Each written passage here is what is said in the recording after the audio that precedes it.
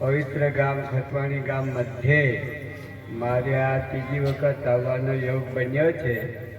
ખટવાણી ગામ ભક્તિભાવ ઉત્સાહભર્યા સંતો મહંતો છે અને સમાજ સેવકો પણ છે અને ખૂબ સુંદર રીતે મંદિરો બનાવ્યા અને દાદા અને માતાને બિરાજમાન કર્યા છે.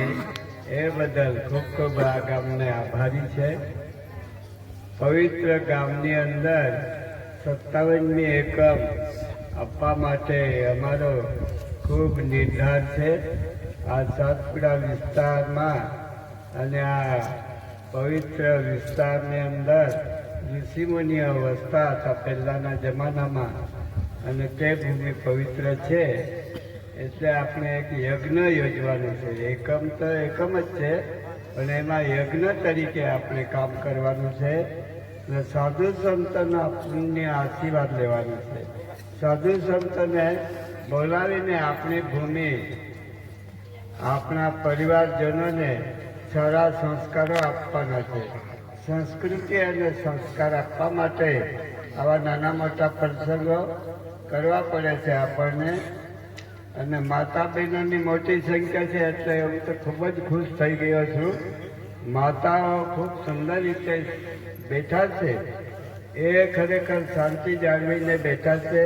છોકરા નાના નાના મૂર્ખાએ પણ દર્શન કર્યો, નાના નાના મુન્નાઓ પણ દર્શન સંતોના કર્યા છે. એ જોઈ જાણીને ખૂબ મને આનંદ થયો. ખરેખર આ ગામ સંસ્કારી છે, ભક્તિભાવવાળા છે અને સંતોના સેવક છે એવું મને લાગ્યું છે. એ બદલ જ આ ગામની અંદર મેં એકમ આપી છે.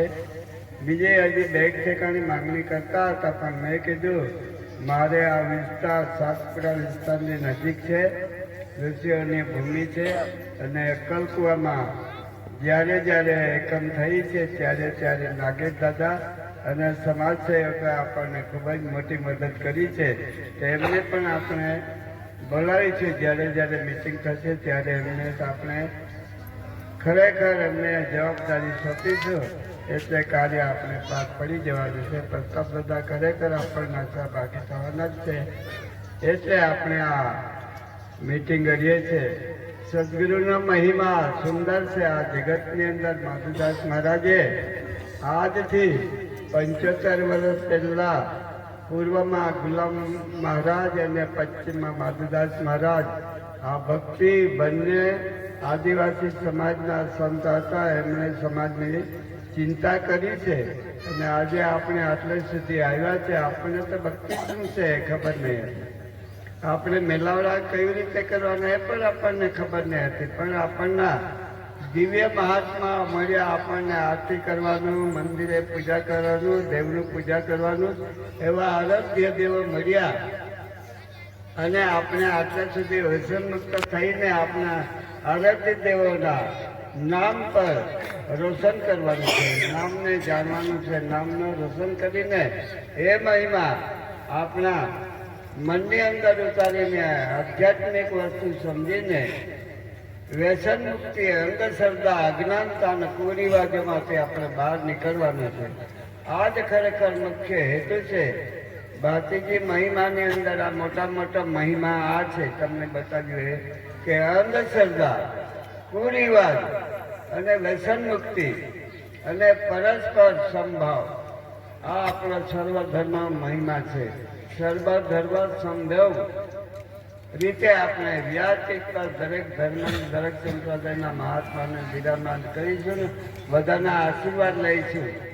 એટલે આ ગામ ખરેખર સહભાગી છે. એકમ પાર પડશે એમાં મિનમક નથી. આ ઘોડાવાળની કૃપા છે, માધુદાસ મહારાજની કૃપા છે. આપણા વિસ્તારના રાજનેતાઓ છે એ આપણને ખૂબ સુંદર રીતે મદદ કરવાના છે. પણ આપણે ખેલદિલથી આપણા સમાજ માટે ભગીરથ કાર્ય કરીશું અને યજ્ઞ પાર પાડીશું એવું 2 શબ્દ મારા આશીર્વાદ છે. બાકી દાદા કોઈ દિવસ આપણને ખોટ આપી નથી અને સુંદર રીતે કાર્ય ઉજવાઈ જાય છે. એટલે સુંદર રીતે આપણે સેવા કરવાનો સમય પાક્યો છે તો સેવા કરી લેવાનો છે. આ જન્મની અંદર મુખ્ય સેવા છે. અને સેવામાં આપણે સહભાગી બનીશું એવું બોલીને મારા બે શબ્દ પૂરા કરું છું. બોલો બાપુજી મહારાજ કી જય. હાથ કરીને આપણે જય કરો છે. ક્ષત્રિય એક બાપુજી મહારાજ કી જય.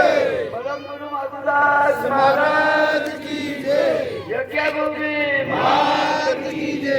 જય જય ગુરુ મહારાજ.